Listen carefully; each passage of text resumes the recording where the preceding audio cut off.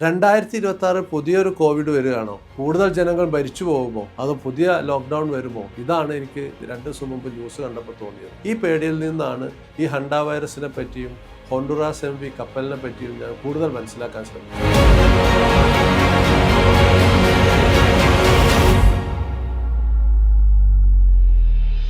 ഒരു ആഡംബര കപ്പൽ, നാട്ടിലെ കോടീശ്വരന്മാരെ കൊണ്ടുപോയിരിക്കുന്ന കപ്പലിൽ പെട്ടെന്ന് എല്ലാവർക്കും ഒരു അസുഖം പിടിച്ചു. പെട്ടെന്ന് ബോഡി പെയിൻ, പനി, പിന്നെ ശ്വാസം മുട്ടുക, പലരും മരണപ്പെടുന്ന ഒരു സിറ്റുവേഷൻ ഉണ്ടായി. ഈ ഡിസീസ് ഹണ്ട വൈറസ് ഡിസീസാണ്. ഹണ്ട വൈറസ് ഡിസീസ് ഒരു RNA വൈറസാണ്. സാധാരണ വൈറസിൽ RNA വൈറസും DNA വൈറസും ഉണ്ട്.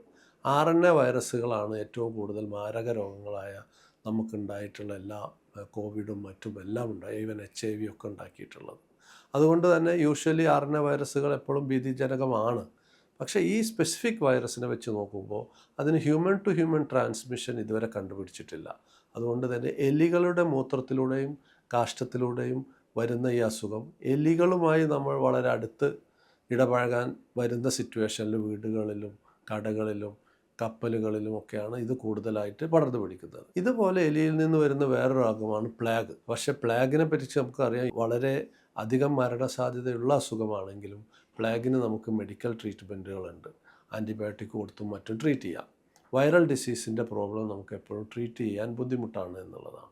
അതുകൊണ്ട് തന്നെയാണ് പെട്ടെന്ന് ശാസ്ത്രലോകത്തെയും ജനങ്ങളെയും ഇത് ഭീതിയിലാഴ്ത്തിയത്. പക്ഷെ നമ്മൾ മനസ്സിലാക്കേണ്ട ഒരു കാര്യം, എലികളുമായിട്ടുള്ള സമ്പർക്കത്തിലൂടെ അല്ലെങ്കിൽ എലികളുടെ ഡ്രോപ്പിങ്സ് ഭക്ഷണത്തിലോ വെള്ളത്തിലോ കലരുന്നതിലൂടെ മാത്രമാണ് ഇത് വരുന്നത്.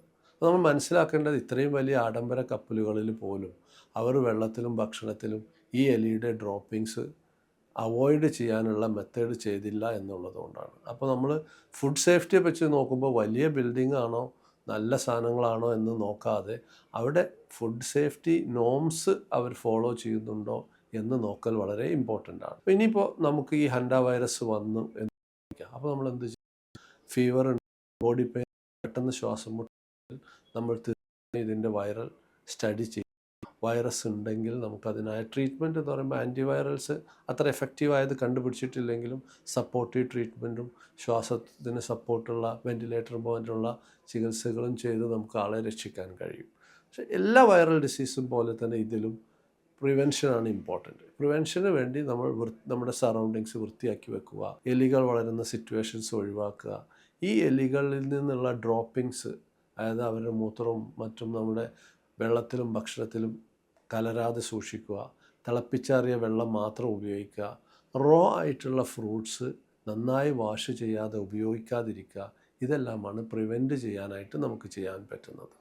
മനസ്സിൽ മുഴുവൻ കോവിഡിൻ്റെ ഒരു ഭീതി നിൽക്കുന്നതുകൊണ്ടാണ് ലോകം മുഴുവൻ ഇതുകൊണ്ട് പേടിച്ചു പോയത്. പക്ഷേ കോവിഡ് ഇതും തമ്മിൽ നമുക്ക് വിശദമായിട്ട് തന്നെ മനസ്സിലാക്കാവുന്ന ഒരു കാര്യം, കോവിഡിൽ മനുഷ്യൻ ടു മനുഷ്യൻ ട്രാൻസ്മിഷൻ ഉണ്ട്. ഡ്രോപ്പിംഗ് നമ്മുടെ ചുമക്കുന്നതിലൂടെയൊക്കെ സ്പ്രെഡ് ചെയ്യാം. അതുകൊണ്ടാണ് അത് ലോകം മുഴുവൻ പടർന്നു പിടിച്ചത്. ഇതിൽ അത്തരത്തിലുള്ളൊരു സ്പ്രെഡ് ഇല്ലാത്തത് കൊണ്ട് തന്നെ ലോകം മുഴുവൻ പടർന്നു പിടിക്കാനുള്ള ഒരു സാധ്യത ഇല്ല. പക്ഷേ നമ്മൾ മുഖ്യമന്ത്രി പറഞ്ഞതുമാതിരി തന്നെ ഭയമല്ല, ജാഗ്രതയാണ് വേണ്ടത്. Thank you.